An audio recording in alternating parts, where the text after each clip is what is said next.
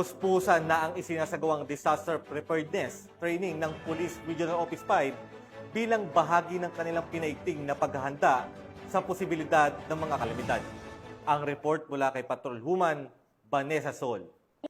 50 tauhan mula sa Regional Support Units ang nakikilahok sa 5 araw na seminar tungkol sa disaster preparedness, search, rescue at retrieval operations na nagsimula nito lamang ika-25 ng Hulyo taong kasalukuyan sa Police Regional Office 5 Sandigan Park, Camp Simeon Ayola sa Legazpi City kasama sina Police Brigadier General Nestor C. Babagay Jr. bilang pangunahing tagapagsalita. Kabilang sa mga kalahok ang mga tauhan mula sa 9th Special Action Battalion, Special Action Force, Regional Highway Patrol Unit, Regional Forensic Unit, Police Regional Training Center, Regional Maritime Unit, Regional Medical at Dental Unit, at ang Regional Recruitment and Selection Unit 5. Ang pagsasanay ay naglalayo na bigyan ang mga tauhan ng pulisya ng kritikal na kaalaman at mga kasanayang kailangan upang mabisang tumugon sa mga sakuna. Nitong nakaraang araw ay puspusan na ang mga piling personnel ng Police Regional Office 5 sa serye ng lecture at demonstration